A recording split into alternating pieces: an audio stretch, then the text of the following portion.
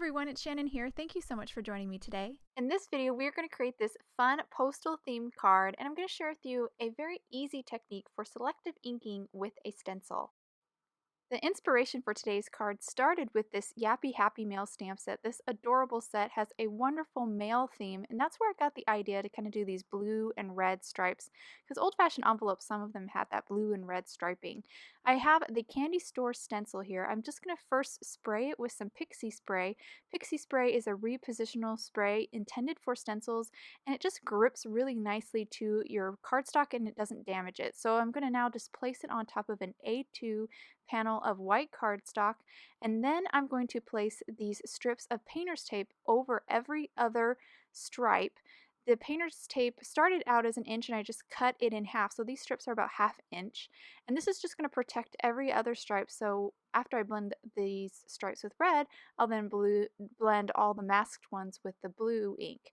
And this ink is a Pinkfresh ink. It is called Passion Fruit. And I am ink blending a little bit of a gradation. It's kind of hard to tell, but I'm trying to keep all the edges a little bit darker and the center a little bit lighter. But overall, it does look a little bit flat, so you don't really need to bother with this step. Once I finish ink blending with the red, I'll then remove the painter's tape, place them to the side, and then I'll remove the stencil. And I'm going to put my panel aside, and now I'm going to clean the stencil and all the painter's tape with a baby wipe. I'm going to reuse this painter's tape for my blue stripes, so I'll make sure I get all of that red ink off, because if there's any ink on that painter's tape, my little blending tool is going to pick it up and my blue will suddenly be much more purple because of the red. It'll pick up some of that red ink left on the painter's tape.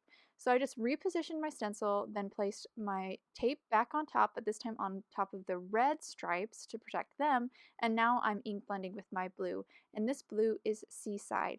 And I did actually try to ink blend the red and blue stripes simultaneously my first attempt at this, and it got really messy really quick. So this was definitely the best way that I found to do it, is to ink blend one color at a time.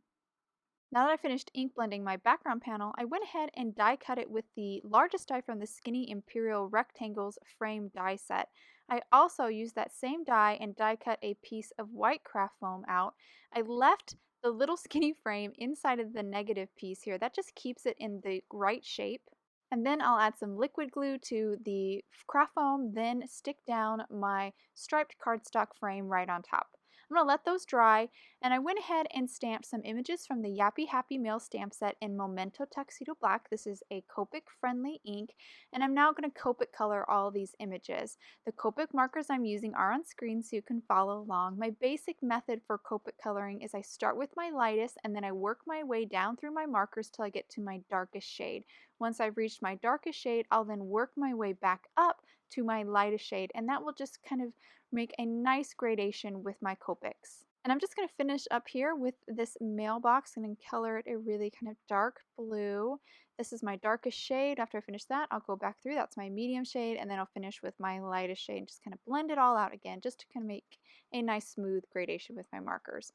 Since I finished Copic coloring, I went ahead and die cut all of my images out with the matching dies. And now I'm going to move on to my sentiment. I went ahead and die cut 2 banners using the curved banner die, and I kept the negative that I die cut them out and popped that into my MISTI. Then I popped the banners back in, and now I'm positioning some sentiments from the Roundabout sentiment stamp set in those banners. Once I got them in the right position, I then picked them up with my MISTI, then inked them up with Memento Tuxedo Black, and then just stamped them on the banners. This was the easiest way I found to kind of make sure my sentiments were perfectly aligned in the right spot in the banners. Now that my craft foam frame and my cardstock frame have dried, I'm now going to peel off the negative pieces. I just started with the outer negative piece, just remove that. Now I'm going to carefully remove the inner negative piece. I of course will save that and use that for some other card or other project.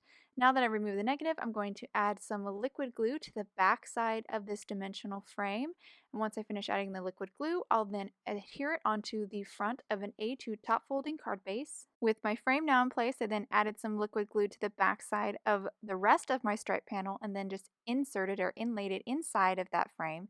I then die cut this white circle using the Stitched Circles die, adhered that to the front of the card, and now I'm going to arrange all of these images from the Yappy Happy Mail stamp set, kind of get them just how I want them to look on the card. One thing I want to point out is that the matching die cuts a little slot in that mailbox so you can tuck the envelope inside. I just love that. Leslie always comes up with the best ideas for her stamp sets and her dies. She's really, really clever.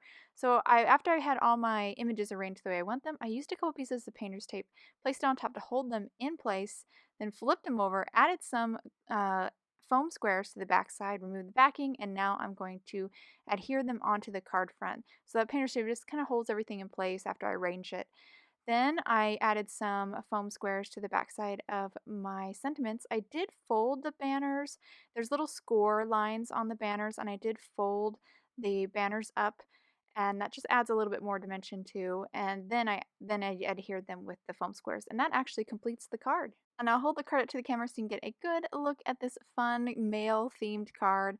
I really love how the stripes turned out. It's basically like creating my own pattern paper, but I got to make sure that the ink colors I use match perfectly with my Copics, and I love being able to do that. I hope you guys enjoyed today's card and video. If you'd like any more information on the products I use, please check out the links below in the description. Thank you so much for watching, and I hope you all have a wonderful day.